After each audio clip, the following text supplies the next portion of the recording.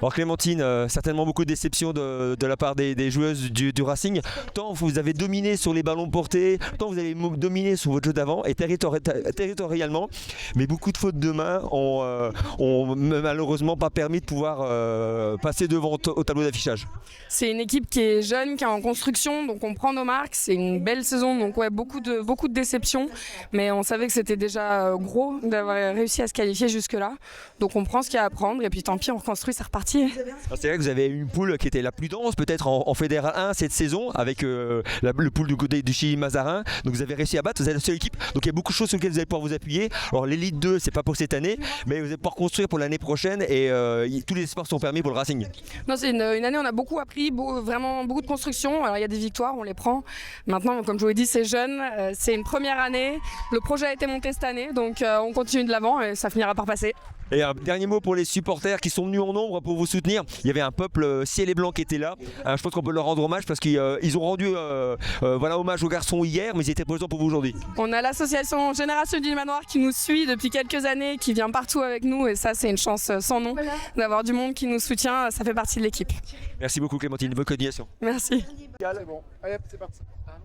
Alex Go, un coach Alto Sequanais certainement déçu. Tant l'équipe du Racing avait vraiment les cartes aujourd'hui pour gagner cette rencontre avec des ballons portés qui ont été extrêmement difficiles à défendre face aux équipes, pour cette équipe dijonnaise. Une domination territoriale qui était ciel et blanche, mais malheureusement peut-être des fautes de main et des maladresses qui n'ont pas permis donc de pouvoir scorer et remplir le tableau d'affichage. Oui, tout à fait, on n'a pas été réaliste dans la zone de marque. On perd 6 ou 7 ballons en zone de marque malgré l'occupation, malgré les molles. C'est vraiment la concrétisation et le réalisme qui nous a fait défaut, c'est dommage. Après on n'a peut-être pas su se libérer, je crois qu'on a joué un peu avec la peur de perdre plutôt qu'avec vraiment cette envie de gagner et ça nous pénalise sur les derniers gestes, quoi. Ça c'est vraiment dommage. On a vu vraiment un match qui s'est joué mentalement. Le Racing qui sur ses ballons portés rentrait dans la tête des Dijonnaises en première mi-temps et a mis la graine du doute dans la tête des Gazelles et inversement les essais marqués sur des contres Dijonnais vraiment ont cassé les jambes. On a senti qu'il y avait une guerre psychologique qui était au sommet aujourd'hui. Ouais, c'est ça, c'est exactement ça. Nous on avait vu à l'analyse vidéo que derrière elles avaient des grosses qualités de main, de passe, elles étaient capables de jouer dans des grands intervalles.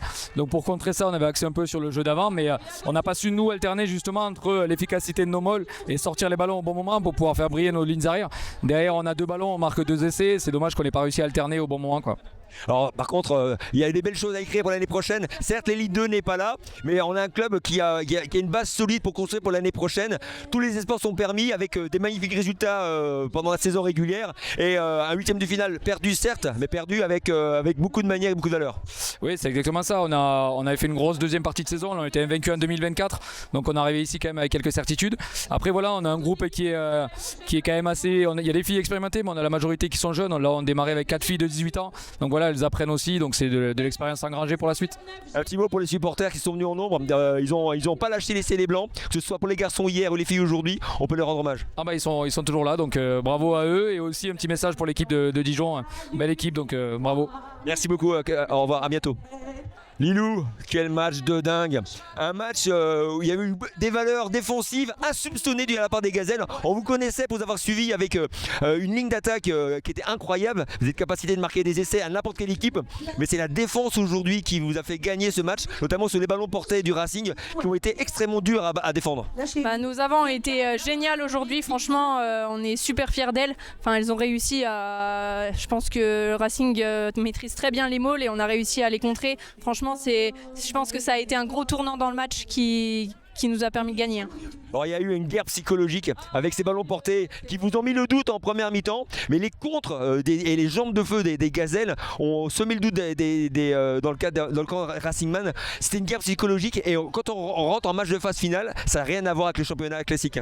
Tout à fait. Franchement, je pense que c'est ça qui a fait la différence, oui.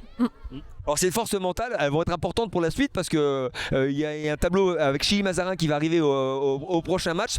Alors sur quoi il va falloir construire le match de la semaine prochaine?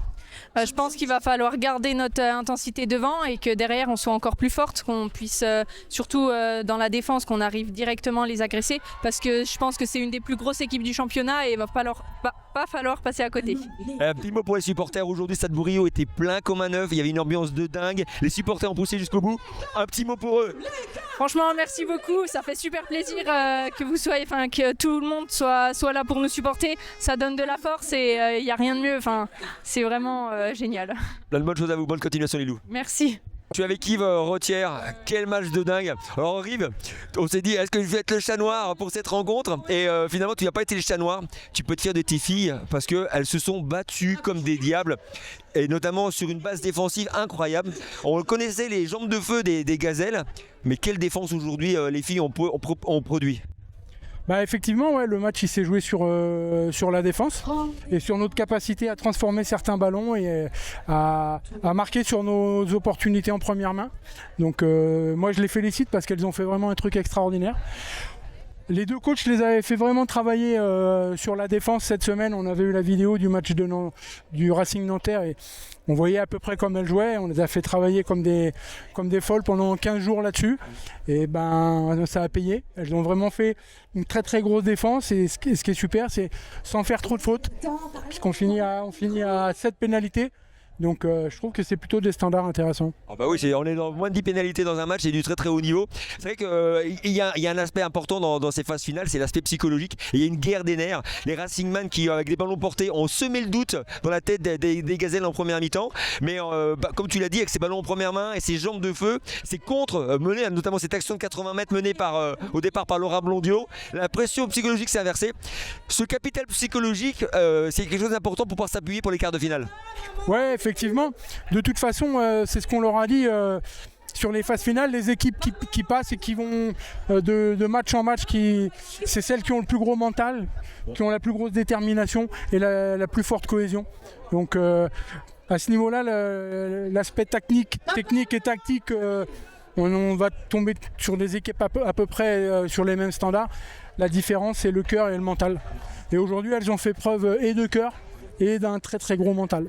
Alors on parlait d'Elite 2 pour le Racing 92, c'est pas forcément de l'actualité pour les gazelles, mais les gazelles ont envie de vivre un maximum de matchs de phase finale pour terminer en beauté par les deux joueuses qui quittent le club. On peut en tirer un petit mot pour ces deux joueuses parce que les filles veulent prolonger l'aventure pour elles. Ouais, alors je trouve que c'est formidable d'avoir ces deux joueuses qui arrêtent leur carrière là. Moi je les ai eues comme joueuses en 2011, alors c'est dire si leur carrière elle est importante. C'est des joueuses qu'on jouait avec ma femme à l'époque, donc ça nous rajeunit pas. C'est chouette de se transcender pour des copines et pour des amis et d'essayer d'aller le plus loin possible. Donc j'espère que cette petite flamme qu'elles ont pour elles nous emmènera assez loin. Maintenant, pour moi, le 8e de finale est passé. Il y a des chances qu'on joue contre Chili-Mazarin. On n'a rien à perdre. On va y aller gonfler à bloc et puis on va essayer de réitérer la même performance. Un petit mot pour le public dijonnais. Alors on sait que Dijon c'est un club, une ville qui aime le rugby et les garçons avaient reçu l'appui des supporters à nombreuses reprises. Mais les gazelles aujourd'hui ont fait lever le stade Bourillot. Il y avait un monde de fous. Cet engouement populaire est exceptionnel et fait chaud au cœur aux filles. Ouais, ça fait chaud au cœur à tout le monde. Moi j'ai pas toujours connu ces ambiances-là au stade Bourillot parce que c'est vrai qu'à Dijon on a un public qui est parfois éparse. Il vient quand ça gagne, quand ça sourit. Là, on a fait pas mal de matchs devant peu de public. Aujourd'hui, les conditions sont réunies. Il faisait beau, c'est une belle affiche. Il y avait un long week-end. Et ce qui est super, c'est que les filles ont régalé le public. Donc j'espère que ça nous fera venir un petit peu de monde pour l'année prochaine et que ça va donner une belle image du rugby féminin. Parce que les filles, elles le méritent, d'avoir des supporters et d'avoir des gens qui les soutiennent. Plein de bonnes choses à vous et bon courage pour les quarts de finale. Ça marche, merci Claude. Merci.